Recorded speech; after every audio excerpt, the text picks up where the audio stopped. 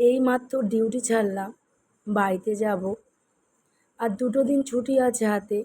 দিদি বাড়ি যাব বলে বাড়িতে মেয়েকে বলে এসেছি যে তুই রেডি হয়ে থাকবি, আমি সকালে এসে একেবারে বেরিয়ে যাব। 2 দিন দিদি বাড়িতে সময় কাটিয়ে আসব। সব সময় একভাবে কাজ করে যাচ্ছে আর ভালো লাগছে না।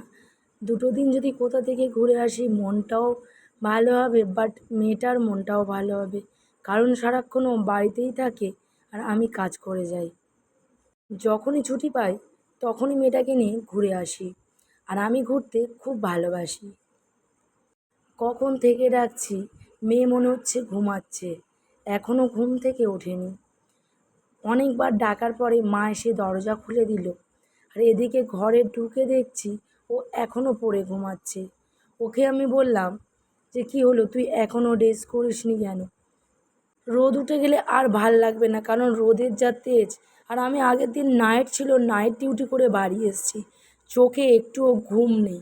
তার জন্য ওকে বলেছিলাম যে তাড়াতাড়ি রেডি হয়ে থাকবি, সকাল সকাল বেরিয়ে যাব। বাড়িতে এসে দেখছি ও ঘুমাচ্ছে। এরপরে আমি যদি একটু রেস্ট নিতে থাকি তাহলে আমি পুরো ঘুমিয়ে পড়বো। তাই ওকে তাড়াতাড়ি করে ডাকছি, ও তো এপাশ ফিরছে ওপাশ ফিরছে। কারণ রোদ উঠে গেলে প্রচণ্ড কষ্ট হবে, তাই ভাবলাম সকাল সকাল বেরিয়ে যাই। অনেক ডাকার পরে তারপরে বাবু উঠল। তো বলো আমাদেরকে কেমন লাগছে? আর আমরা দুজনে চললাম দিদির বাড়িতে।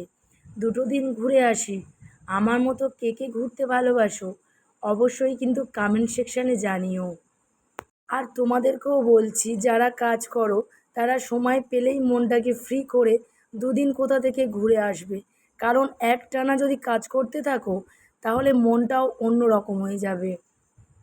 তাই সব দিকটা বজায় রাখতে হয়।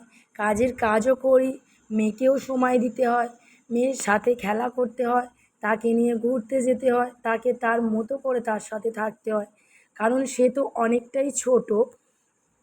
আমরা ভাবি যে কাজ করে আসলাম, অনেকটা কষ্ট হয়েছে বাবা, বাড়িতে রান্নাবান্না করে খেয়ে ঘুমিয়ে পড়ি। কিন্তু না, আমি এমনটা ভাবি না। যেহেতু আমার ছোটো মেয়ে, ও সারাক্ষণ বাড়িতে থাকে, ও তো ভাবে যে একটু কোথায় যায়। সবসময় স্কুল, পড়া, নাচ, নাটক, আবৃত্তি এগুলোকে নিয়ে থাকবো? তার জন্য ওকে যখনই সময় পাই, 1 দিন হোক 2 দিন হোক বা একটা দিনের হাফ হলেও কোথা থেকে নিয়ে ঘুরে আসি, বা একটু রেস্টুরেন্টে গিয়ে দুজনে খেয়ে আসি, বা ওকে খাইয়ে নিয়ে আসি। এই জিনিসটা আমি সবসময় করতে থাকি। আর ওর সাথে আমি বন্ধুর মতো মিশি, মায়ের মতো মিশি না। কারণ বন্ধুর মতো মিশি, কারণ ও যাতে আমার কাছে সবটা এখন থেকে